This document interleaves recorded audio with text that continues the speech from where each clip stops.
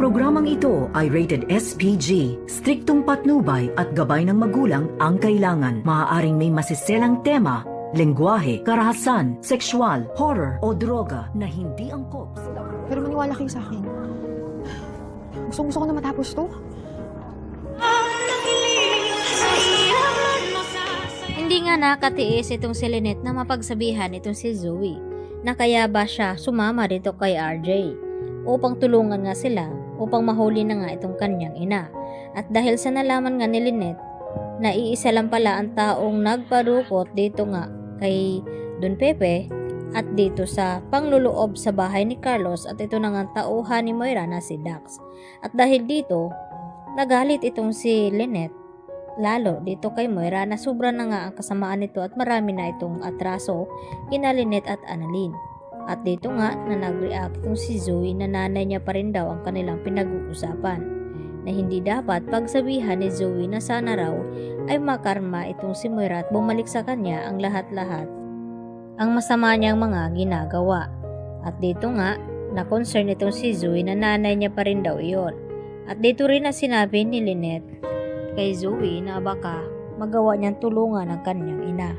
At dito rin na sumagot itong si Zoe na gusto na daw niyang matapos ito dahil pagod na nga itong si Zoe at gusto na nga rin niya na mahuli itong si Moira. Samantala, nang makabalik na nga sila sa Nagoya Hotel ay dito naman na kinuha ni Zoe ang kanyang cellphone at tinawagan ng kanyang ina. At nag-aalala itong si Zoe dahil nalaman niya na may sakit ngayon itong kanyang ina na parang may infeksyon. At dito nga na sinabi ni Zoe na hintayin daw siya at makipagkita sa kanya. At hindi alam ni Zoe na nandun na nga sa kanyang likuran itong si Doc Lyndon Javier habang nakikinig sa pinag-usapan ni Zoe at itong si Moira. At dito sinabi ni Doc Lyndon na dapat ay malalaman ito ni RJ nang sa ganon ay mapigilan ang pakikipagkita dito ni Zoe dito nga kay Moira. At dito naman nagulat si Zoe sa ibinalita din ni Moira kinaumagahan na okay na daw itong kanyang bagong identity at passport at makakaalis na nga siya dito sa Japan. At tila nalungkot itong si Zoe at sinabi na baka pwede silang magkita na sa ganon isa katuparan na nga ang pag-sit up dito ni Zoe kay Moira nang sa ganon ay mahuli na nga siya ng mga pulis. At ito pa rin itong kanyang ipinangako dito ina Lynette at Annalyn na tumulong siya sa paghahanap na mahuli itong si Moira na sa ganon ay magiging malinis itong sarili ni Zoe sa mga hinala dito ni Giselle at lalong-lalo na dito kay RJ.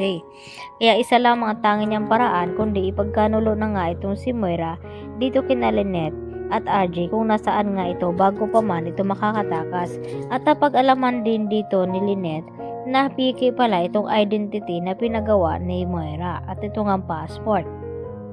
Dahil kakilala rin pala dito ni Annalyn at kaibigan dito ni Mamushi itong sila Lynette at Annalyn at nalaman niya na nagpagawa nga ng faking passport ito si Moira na sa ganun maiwasan niya itong mga humahabol nga raw sa kanya. At dahil sa kanilang matutuklasan ay hindi na nga matutuloy pa ang pagtakas dito ni Moira sa Japan dahil matitimbog na nga siya ng tuluyan dito kina RJ at ng mga pulis at lalo na dito ni Lyndon Javier at ng iba pa nilang kasamahan. At humingi nga ng tulong itong si RJ sa kanilang mga kababayan na Pilipino na sana tulungan silang makita at mahanap itong si Moira nang sa ganon ay magbabayaran ni Moira ang lahat-lahat ng kanyang mga ginawa dito nga sa Pilipinas at tumaasa naman ito si RJ na matutulungan siya ng mga kababayan niya doon sa Japan. Kaya yan ang ating patuloy na pakaabangan mga kapuso dahil hindi pa magtatagumpay itong si Moira na tumakas dahil sa pagkakataong ito ay mahuhuli na nga siya dito nila Lynette at RJ at Annalyn.